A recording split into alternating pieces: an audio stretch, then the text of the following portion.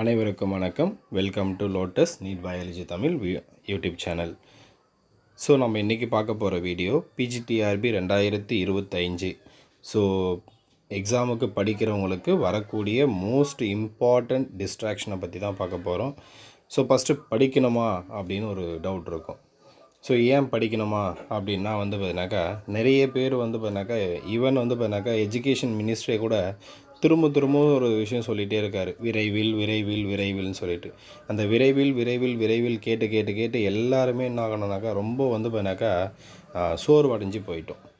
ஆனால் நம்ம சோர்வடைஞ்சவங்க ஒரு சிலர் தான் பார்த்தீங்கன்னாக்கா சோர்வடைஞ்சவங்களே தவிர மற்ற எல்லாருமே என்ன பண்ணுறாங்கன்னா கண்டினியூஸாக படிச்சுட்டு இருக்காங்க. எக்ஸாம் வரும் அப்படின்றத நோக்கி படிச்சுக்கிட்டே இருக்கிறாங்க. சரிங்களா? அதுக்கு ஒரு சாம்பிள், லாஸ்ட் ஒரு 2 வீக்ஸுக்கு முன்னாடி ஒரு ஃப்ரெண்ட் ஒருத்தர்கிட்ட பேசினேன். அவர் பார்த்தீங்கன்னாக்கா ஒரு கோச்சிங் கிளாஸில் ஜாயின் பண்ணியிருக்காரு. அருணை அகாடமி பாட்னிக்காக அவர் ஜாயின் பண்ணியிருக்காரு. அந்த அகாடமியில் மட்டும் ஆன்லைன் கிளாஸுக்கு எவ்வளோ பேர் வராங்கனாக்கா நியர்லி 500 ஸ்டூடெண்ட் வராங்க. அப்போ அவங்கெல்லாம் என்ன பண்ணிட்டுருக்காங்கன்னா படிச்சுட்ருக்காங்க. நான் சொல்கிறது பார்த்தீங்கன்னாக்கா ஒரு சப்ஜெக்ட்டுக்கு, பாட்னிக்கு மட்டும்தான். இந்த மாதிரி பார்த்தீங்கன்னாக்கா எல்லா சப்ஜெக்ட்டுக்குமே பார்த்தீங்கன்னாக்கா படிச்சுட்ருக்கிறவங்க தொடர்ந்து படிச்சுட்டே தான் இருக்காங்க.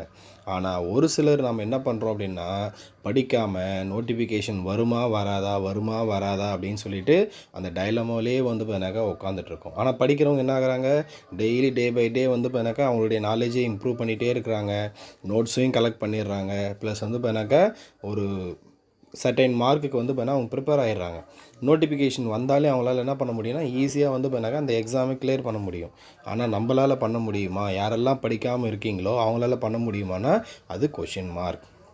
அப்போது பிஜிடிஆர்பி படிக்கிறவங்களுக்கு இருக்கிறதுலே பார்த்தீங்கன்னாக்கா ஃபஸ்ட்டு டிஸ்ட்ராக்ஷன் என்ன அப்படின்னா நோட்டிஃபிகேஷன் வருமா வராதா அப்படின்னு சொல்லிட்டு.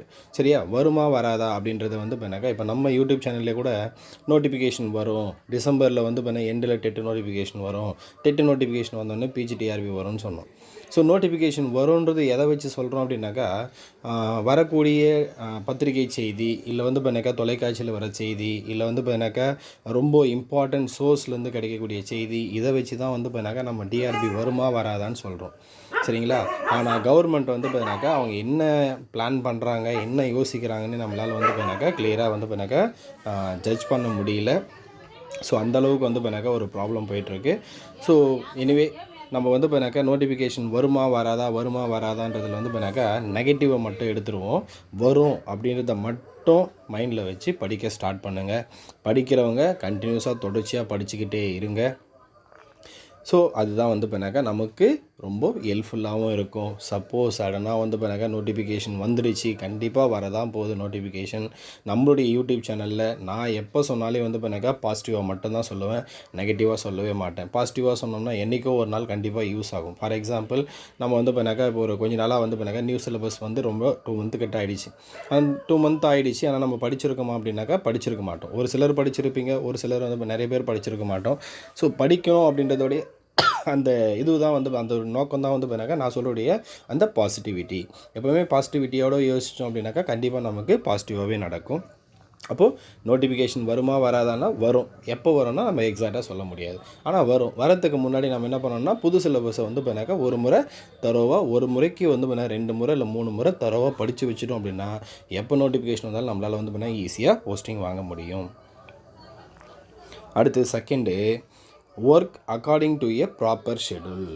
சரியா? நம்ம எல்லாருமே பார்த்தீங்கன்னாக்கா படிக்க ஸ்டார்ட் பண்ணுறோம், ஒரு ஷெடியூலையும் போடுறோம். இந்த டேட்டுக்குள்ளே இந்த டாப்பிக்கை முடிக்கணும், இந்த டேட்டுக்குள்ளே இந்த யூனிட்டை முடிக்கணும் அப்படின்னு சொல்லிட்டு போடுறோம்.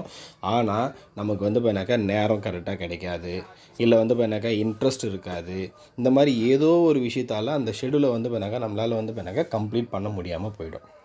அப்போது நம்ம எப்போ பார்த்தீங்கன்னாக்கா சக்ஸஸ் ஆக முடியும் அப்படின்னா நம்ம எப்போ பார்த்தீங்கன்னாக்கா நம்ம போடக்கூடிய ஷெடியூலை பார்த்தீங்கன்னாக்கா ப்ராப்பராக அந்த ஷெடியூலை எப்போ முடிக்கணும்னு நம்ம போடுறோமோ அதுக்குள்ளே முடிக்கிறோமோ அப்போ தான் நம்மளால் என்ன பண்ண முடியும்னா எடுத்துக்கிட்ட விஷயத்தில் பார்த்தீங்கன்னாக்கா சக்ஸஸ் ஆக முடியும். நம்ம எடுத்துக்கிட்ட விஷயம் அப்படின்றது பார்த்தீங்கன்னாக்கா வரக்கூடிய பிஜிடிஆர்பியில் நம்ம பார்த்தீங்கன்னாக்கா ஸ்டேட் ரேங்க் வாங்கணும், டாப் 10 ரேங்க்குள்ளே வரணும், இல்லை டாப் ஃபஸ்ட் ரேங்க் வரணும் அப்படின்னா நம்ம என்ன பண்ணணும், work according to the proper schedule. அந்த ப்ராப்பர் ஷெடியூல் பிரகாரம் நம்ம படிக்கணும். அப்போ தான் நம்மளால் என்ன பண்ண முடியும், டாப் 10 ரேங்க்குள்ளே வர முடியும். இது second. Third, keep the phone away. நிறைய பேர் படிக்கிறோம், எல்லாருமே படிப்போம். எக்ஸாம் வந்துடுச்சு அப்படின்னாக்கா, இல்லை எக்ஸாமு வரப்போகுதுன்னா நம்ம எல்லாருமே உட்காந்து படிப்போம். படிக்கும்போது என்ன பண்ணுவோம்னா மொபைலில் பக்கத்துலேயே வச்சுப்போம். ஏன்னா மொபைல் வந்து பார்த்தீங்கன்னா இப்போ நம்மக்கிட்ட வந்து பார்த்தீங்கன்னாக்கா எல்லாருக்கிட்டையுமே மொபைல், அது வந்து பார்த்தீங்கன்னாக்கா எல்லா இடத்துலையும் வந்து பார்த்தீங்கன்னாக்கா கம்ப்ளீட்டாக வந்து பார்த்தீங்கன்னாக்கா ஆக்குபை பண்ணிடுச்சு. சரிங்களா? அப்போ மொபைல் இருக்குது அப்படின்னா மொபைலை நம்ம என்ன பண்ணணும்னா பக்கத்துலேயே வச்சுட்ருப்போம். ஜென்ரல் மோடில் போட்டுருவோம். ஒரு வாட்ஸ்அப் டோன் வரும், உடனே மொபைல் எடுத்து பார்ப்போம். ஏதோ ஒரு விஷயத்த படிச்சுட்ருப்போம், ஆனால் என்ன ஆகுது, டிஸ்ட்ராக்ஷன் ஆகுது. சரிங்களா? இல்லை ஏதோ ஒரு நார்மல் மெசேஜ் டோன் வருது பார்ப்போம், இல்லை ஃபோன் வருது யார் பண்ணியிருக்காங்கன்னு பார்ப்போம். நீங்கள் ஒரு 1/2 hour படிக்கிறீங்க, இல்லை 1 hour படிக்கிறீங்க அப்படின்னாக்கா, அந்த 1 hour கண்டினியூஸாக வந்து நம்ம என்ன பண்ணணும்னாக்கா ஃபோனை சைலண்டில் போட்டு ஏதாவது ஒரு இடத்துல வச்சுருங்க. தனியாக கை கெட்டாத தொலைவில் வச்சுருங்க. அந்த 1 hour கண்டினியூஸாக படித்து முடிச்சுட்டு அதுக்கப்புறம் போயிட்டு இந்த ஃபோனை எடுத்து பாருங்கள். ஏதாவது டெக்ஸ்ட் இமேஜ் வந்து ஏதாவது இம்பார்ட்டன்ட் மெசேஜ் வந்திருக்கா, இல்லை இம்பார்ட்டன்ட் கால் வந்திருக்கா, அதுக்கு ரிப்ளை பண்ணிவிட்டு அகைன் another 1 hour. ஸோ இந்த மாதிரி வந்து பண்ணாக்கா ஃபோனு நம்மக்கிட்ட இருந்து தொலைவாக வந்து பண்ணால் எடுத்துகிட்டு போய் வச்சுட்டோம் அப்படின்னா தான் நம்மளால் வந்து பண்ணாக்கா கம்ப்ளீட்டாக படித்து முடிக்க முடியும். அப்போது இது 3rd distraction. 4th, choose the right spot. எதுக்கான ரைட் ஸ்பாட்டு? உட்காந்து படிக்கிறதுக்கான இடம். சரியா?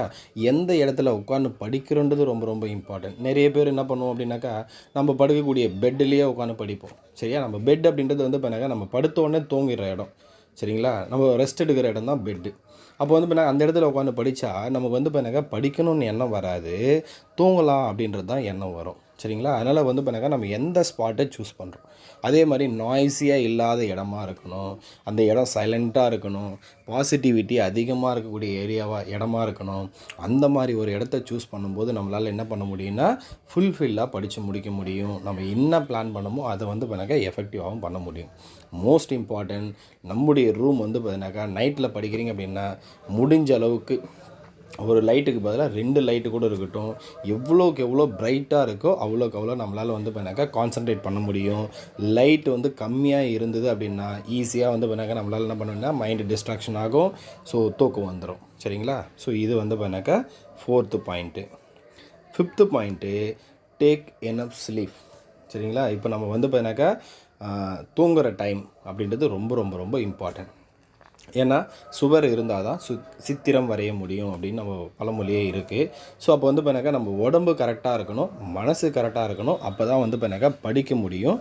படித்தது நம்மளால் வந்து பார்த்தீங்கன்னாக்கா மைண்டில் வச்சுக்க முடியும். அப்போது நமக்கு தூக்கம் அப்படின்றது வெரி வெரி இம்பார்ட்டன்ட். அந்த தூக்கம் எவ்வளோ நேரம் இருக்கணும் அப்படின்னா மினிமம் 6 hours, மேக்ஸிமம் 7 hours. இந்த டைமிங் கரெக்டாக இருந்துச்சுன்னா போதும், நம்மளால் என்ன பண்ண முடியும்னா நம்ம உடம்புக்கும் மனசுக்கும் தேவையான அளவுக்கு ரெஸ்ட்டை கொடுத்துடலாம்.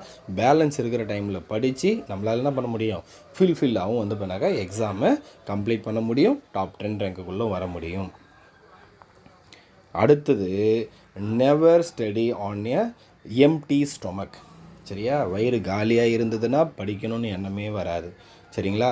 அப்போது நம்ம சாப்பிட்ணும் அப்படின்னு யோசிக்கிறோம். சரி, ஒரு 12 o'clock சாப்பிட்ணும், 11 o'clock எனக்கு பசி அதிகமாக இருக்குது, என்கிட்ட படிக்க முடியுமா அப்படின்னா கண்டிப்பாக படிக்க முடியாது. அப்போ நம்ம என்ன பண்ணணும் அப்படின்னா உட்காந்து படிக்கணும் ஃபஸ்ட்டு. சரி, சாப்பிட்ணும், சாப்பிட்டு முடிச்சுட்டு அதுக்கப்புறம் தான் படிக்கணும். சாப்பிட்றது எப்படி சாப்பிட்ணும்? படிக்கும்போது ஃபுல்லாக சாப்பிட்ணுமா அப்படின்னா ஃபுல்லாக சாப்பிடவே கூடாது. சரிங்களா?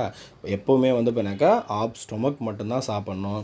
அப்போ தான் நமக்கு வந்து பண்ணாக்கா தூக்கம் வராது, டயர்ட் ஆகாது. நம்மளால் வந்து பண்ணாக்கா எடுத்துக்கிட்ட வேலையை கம்ப்ளீட்டாக கம்ப்ளீட் பண்ண முடியும்.